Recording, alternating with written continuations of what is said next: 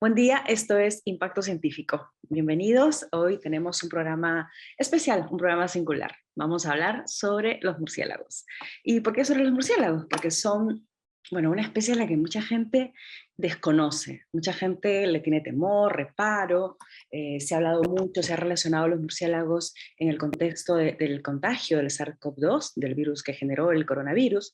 Y todo eso de pronto ha hecho que tengamos aún de repente más reparo sobre estos animales. Sin embargo, ellos cumplen un papel, cumplen una función en la naturaleza y queremos aprender, queremos saber más de ellos y lo vamos a hacer con una mirada científica.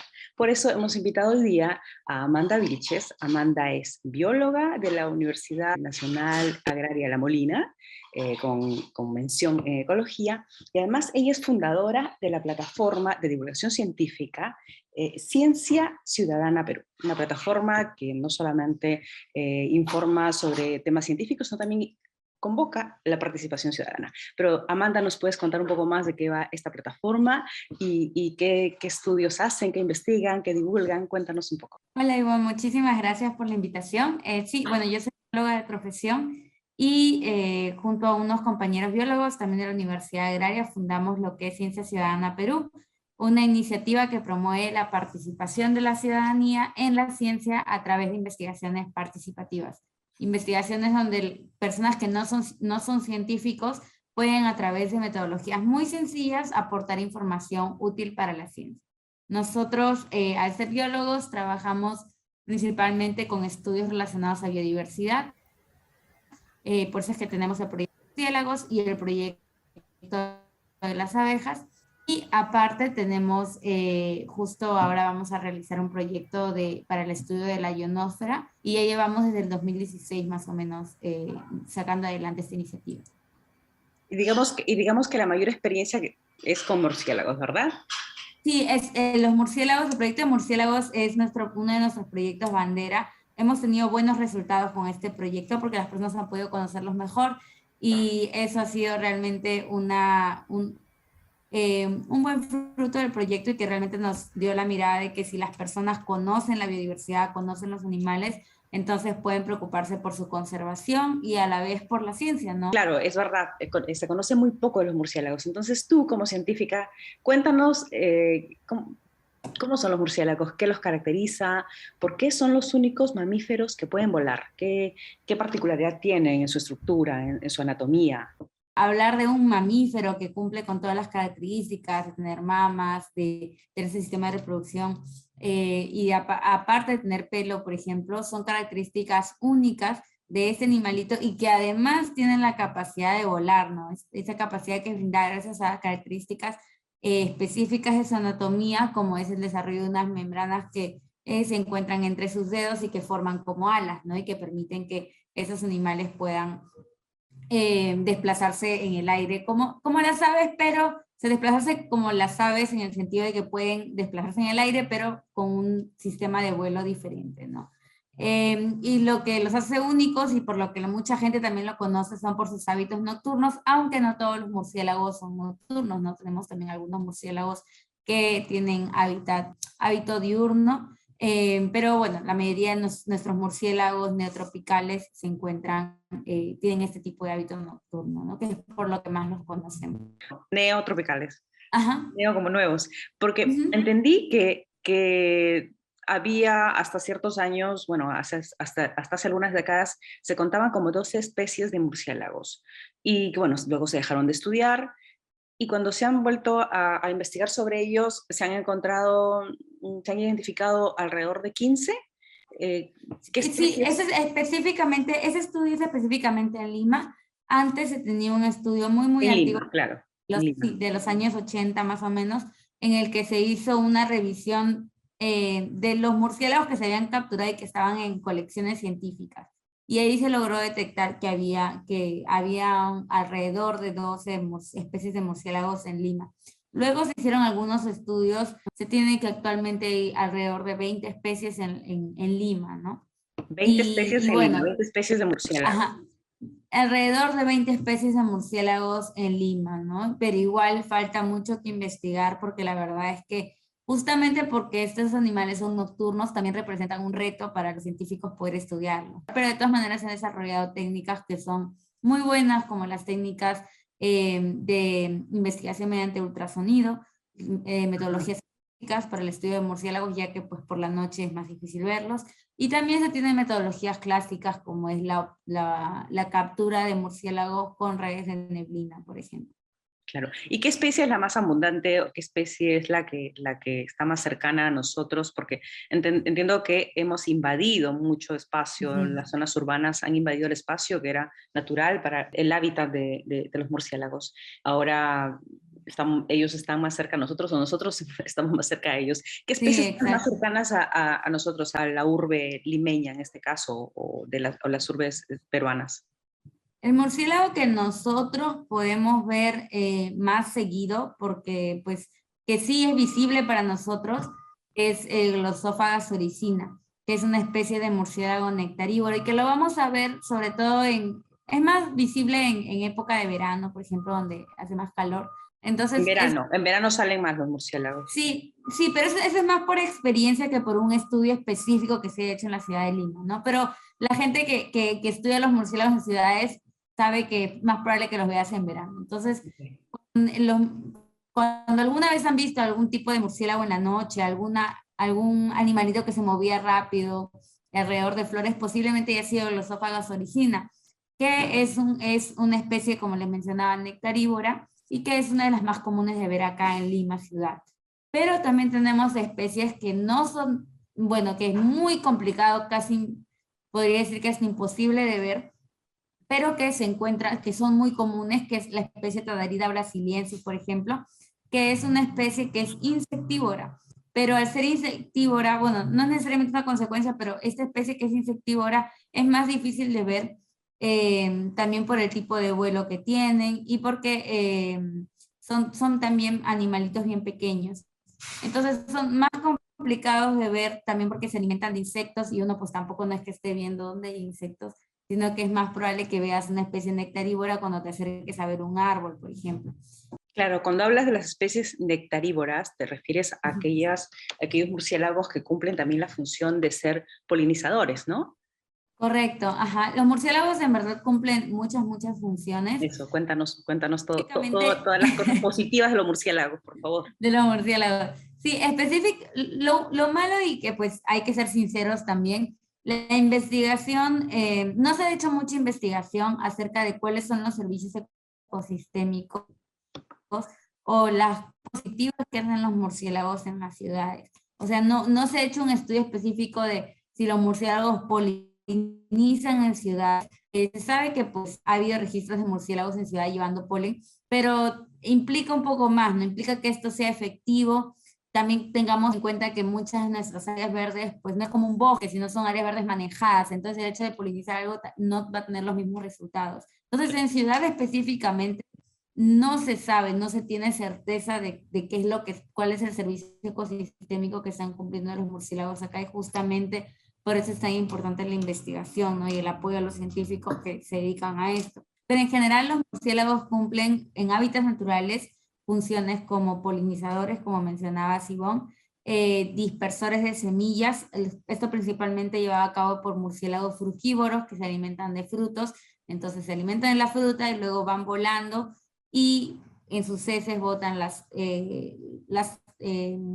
pequeñas semillas y estas luego pues tienen la posibilidad de germinar.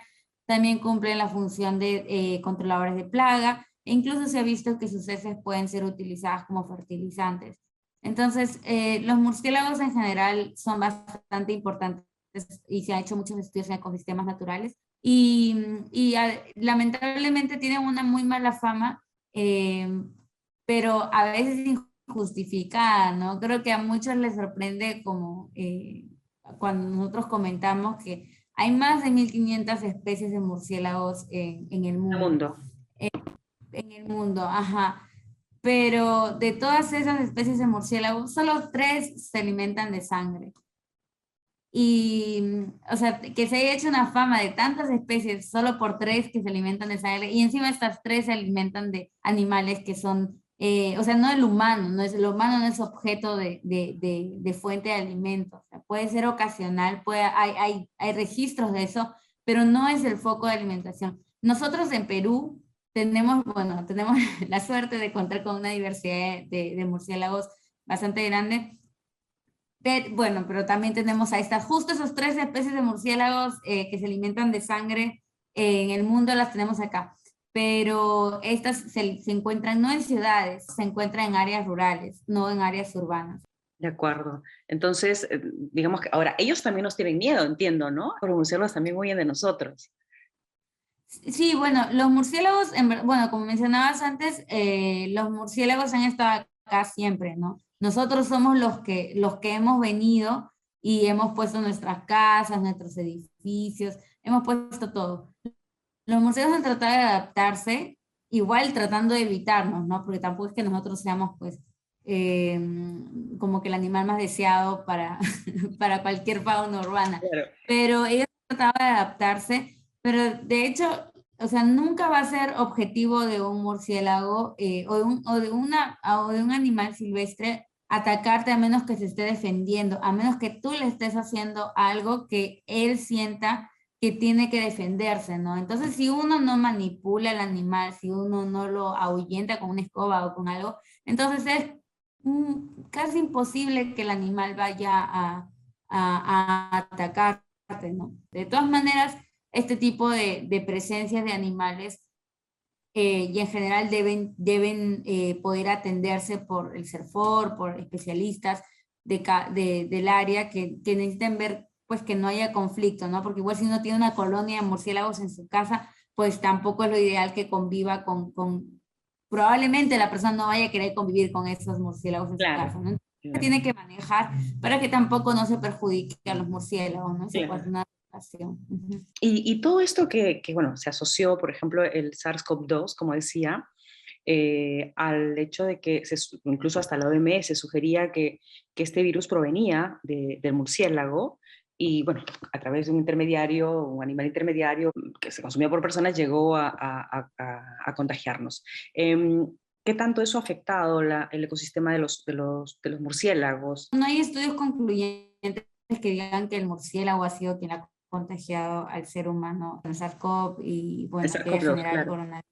El SARS-CoV-2, exacto. Pero lo que sí ha generado es lamentablemente una mala reputación también por los medios muchos de los medios pues han tomado noticias amarillistas en las que alarman por la presencia de murciélagos y incluso sacan fotos de murciélagos nectarívoros que no tienen, o sea, que si algún enlace deben tener, no, ellos posible, casi seguro que no han sido. Entonces, eso ha perjudicado, incluso han tenido ataques directos. De hecho, acá me acuerdo que hubo noticias de que habían pobladores que habían ido a quemar refugios de murciélagos con esta creencia de que ellos eran los que eran vectores para esta enfermedad, ¿no? Y nosotros en nuestra experiencia, por ejemplo, cuando hemos ido a hablar con serenazgos de parques para saber si han visto murciélagos, tenemos la experiencia de que muchos de ellos nos dicen que tienen miedo porque esos animales contagian el coronavirus. Entonces, esas son experiencias propias que nosotros hemos escuchado y que vemos que esas noticias han calado en las personas y han hecho que enlacen al murciélago con esta enfermedad, ¿no? Como tú decías, no son animales bonitos, encima la tienen difícil en que los asocian con que se alimentan de sangre y ahora le aumentaron el El COVID. coronavirus. Justamente por eso es interés estudiarlos, ¿no? El interés Y de saber estudiarlos porque o conocerlos a través de la evidencia, ¿no? De la ciencia. Pero ujú. hay enfermedades que sí de verdad transmiten, entiendo, los murciélagos, que por ejemplo como la rabia. Exacto, creo que la más conocida es la rabia y es la que hacen, bueno, la mayoría de personas tienen miedo también. Antes del COVID le tenían miedo a los murciélagos por la rabia. Las especies que se encuentran relacionadas con la transmisión de esta enfermedad son justamente las especies hematófagas, las que se alimentan de sangre.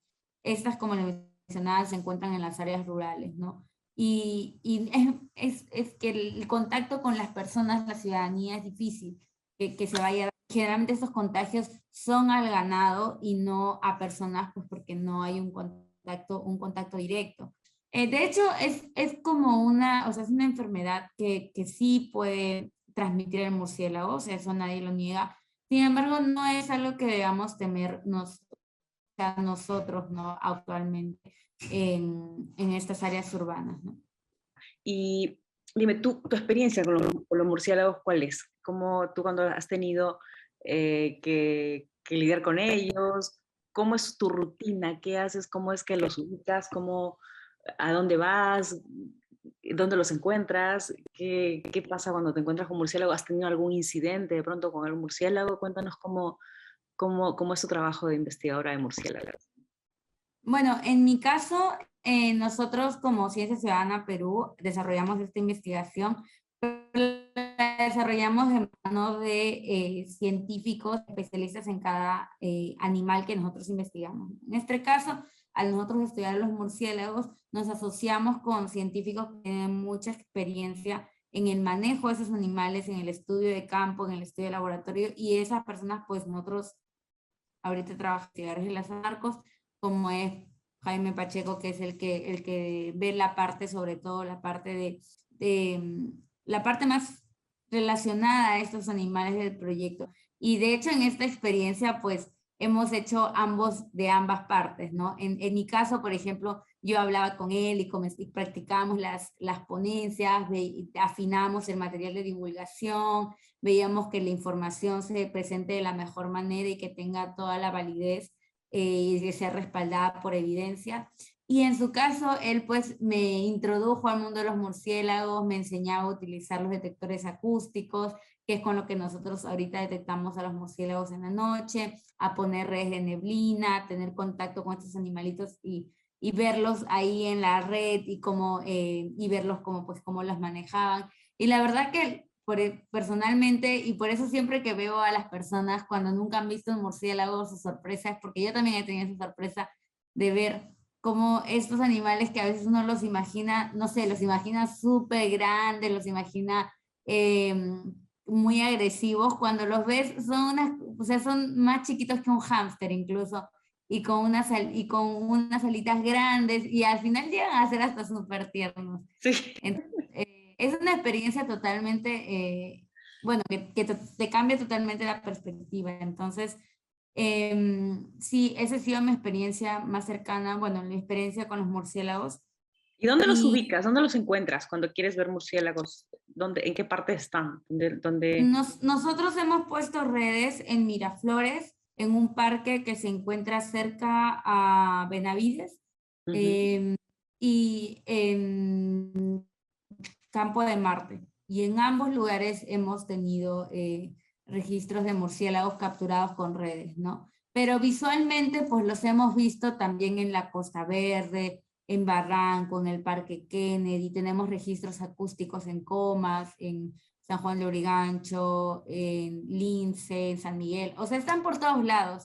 Lo único es poner redes y todo o utilizar la metodología de computadores acústicos o colocar redes para poder observarlos y tener su registro, ¿no? Ya. Y tiene o sea, están por todos lados, dice, o sea, no tienen un hábitat especial, de pronto la humedad, el sol, las plantas. No, no sabemos exactamente dónde, de hecho es una de las preguntas, pero sí sabemos que los murciélagos, y esto es algo característico de estos animales, es que tienen refugios, o sea, son animales muy sociales, entonces tienden a vivir en grupo y utilizan refugios que pueden ser huecos, grietas en casas, pueden ser sótanos, pueden ser pequeñas cuevitas entre rocas, entonces ellos ven el lugar donde es mejor, ¿no? Donde ellos se sientan cómodos y para vivir en grupo. Ahora, si nosotros queremos ver a los murciélagos, así como ciudadanos, queremos ver, lo que tendríamos que hacer es buscar estos árboles que tienen flores como rojas, como escobillones, que parecen como unas pelucitas o como es muy común creo que en San Isidro, en San Borja, Miraflores, son súper comunes, el escobillón rojo les llaman. Esos cuando están en flor, si uno va en la noche, casi seguro que van a ver un murciélago. O cuando ven el ágave también, que es como parece una sábila en la parte de abajo y tiene una inflorescencia así como un palo, que hay bastante en la Costa Verde. Cuando eso está floreando, 100% seguro que van a ver murciélagos rondando en las noches, alrededor de las 8 de la noche más o menos. o árbol de plátano también. Cuando está el árbol de plátano en floración, también casi seguro que hay murciélagos. Sabemos, estas 3 especies de plantas ¿Plantas? son las que nos, casi seguro que si estamos ahí en la noche vamos a detectarlos, ¿no? Cuando están en flor. Entonces esas son algunas de las cosas que sabemos, pero aún falta mucho por investigar. Claro, claro. Y creo que, según leí la información que me enviaste, siendo los murciélagos estos animales polinizadores, logran serlo porque precisamente las flores de estas plantas que mencionas también se adaptan, ¿no? Para recibir a los murciélagos, ¿no? Cuéntanos cómo se da este proceso de polinización. Sí, tienen o sea, tienen unas características, la flor tiene unas características bien específicas que encajan con la morfología, con la anatomía del murciélago, ¿no? Por ejemplo, que sean grandes, porque justamente el murciélago tampoco no es un insecto chiquito, no Claro, tiene cabeza, entonces que sean grandes permite que el murciélago entre, se alimente y se llene todos sus pelitos de polen y luego salga, que sea de colores claros, porque justamente como es la noche permite que los murciélagos las puedan detectar fácilmente, que se encuentren pues en la parte, bueno, que tengan una parte alta, ¿no? Porque los murciélagos no se apoyan para alimentarse, sino que en vuelo, como los colibríes, en vuelo se alimentan y luego se marchan. Entonces son pequeñas características que hacen que estas plantas puedan ser alimentos para los murciélagos, pero tampoco no es que sean exclusivos, o sea, no es que sí o sí va a ser alimento a murciélagos si la planta es así, pero sí se ha visto que estas características permiten que el murciélago se pueda alimentar de esta planta y participar en el proceso de polinización. ¿y los murciélagos son ciegos? ¿Es verdad que no ven?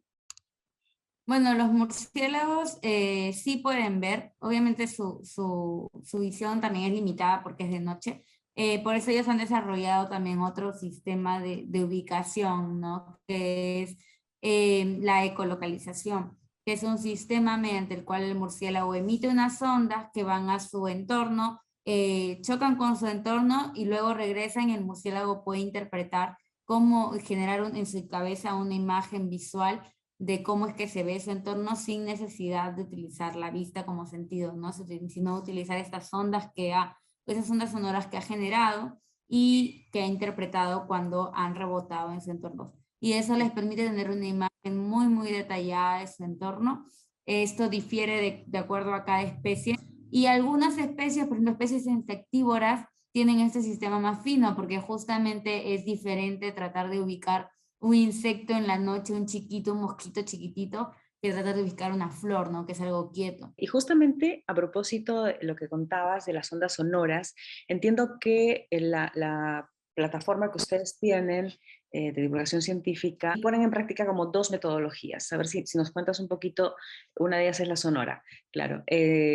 Cuéntanos un poco más de qué va esto, cómo las personas pueden participar y a lo mejor algunos se animan a trabajar con ustedes en ello. Mi proyecto, sí. De hecho, nosotros, como les comentaba al inicio, tenemos este proyecto de participación ciudadana en la ciencia que se centra en el estudio de murciélagos, ¿no? Las personas pueden participar de forma gratuita y de una forma divertida también y generando información que es útil para la ciencia y para seguir conociendo estos animales y qué es lo que está pasando con ellos en la ciudad, en las ciudades, ¿no? Específicamente nosotros trabajamos en la ciudad de Lima.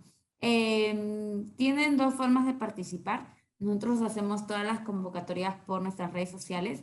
La primera forma de participar, que es la más sencilla, es compartiendo con nosotros a través de nuestras redes sociales de Instagram o Facebook sus registros de murciélagos, ya sea que hayan visto un murciélago tal vez volando sobre, no sé, sobre un árbol en medio de la ciudad, tal vez en su parque, tal vez en su jardín.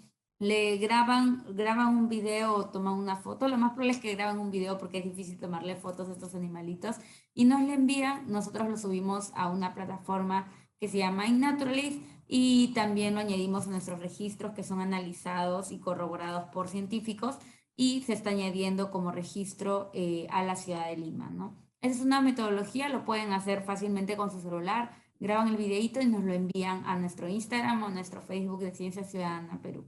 Y la segunda metodología ya implica una participación un poquito más activa en la que nosotros les damos a ustedes un detector acústico, que es una cajita del tamaño de una caja de fósforo chiquita, que ustedes lo colocan en su ventana, en su patio, en un lugar que no tenga ningún tipo de obstáculo.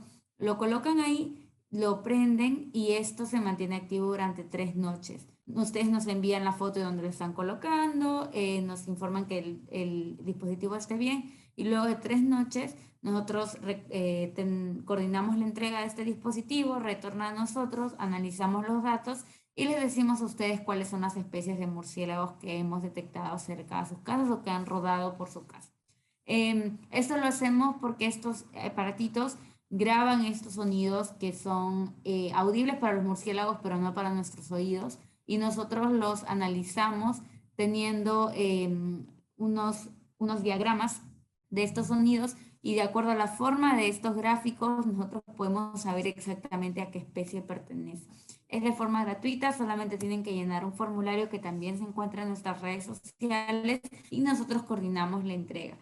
Así que los invitamos a participar, es muy sencillo, es gratuito y además es la forma en la que ustedes pueden aportar a la conservación de estos animales y a más nuestra fauna urbana. A la conservación finalmente del ecosistema, porque todos cumplimos una función en la naturaleza. Y la ventaja de la ciencia ciudadana y lo que hace es poder juntar a ambas partes, ¿no? La sociedad y la comunidad científica, haciendo que colaboren entre ellos, ¿no? Que los científicos den la información que necesitan los ciudadanos y la ciudadanía apoya a los científicos generando información, ¿no? Y que también Sí. sepan cómo es la investigación, cuánto cuesta, cómo se desarrolla y el esfuerzo que hace el científico por tener esta información. Además también todo esto, el estar pendientes también del tráfico ilegal de la fauna silvestre, ¿no? Que creo que finalmente Correcto. lo que hace que las especies todo se termine tergiversando, la naturaleza finalmente se altere y se generen pues incluso estas enfermedades que no deberían darse, ¿no? A veces somos las personas las que alteramos el ecosistema y después tenemos consecuencias que no las veíamos venir, pero bueno. Entonces, yo creo que ahí los científicos tienen que advertirnos para poder actuar bien y tener las cosas en equilibrio. Así que nada, bueno, Amanda, yo te agradezco muchísimo. Me pareció súper interesante todo lo que has contado. Importante además que convoques la participación de la ciudadanía y que bueno, pues hagas una investigación tan original, porque claro, no es muy usual la investigación en animales como los murciélagos, pero eso no significa que no sea muy, muy importante, considerando que son animales que además cada vez están más cerca de nosotros, ¿no?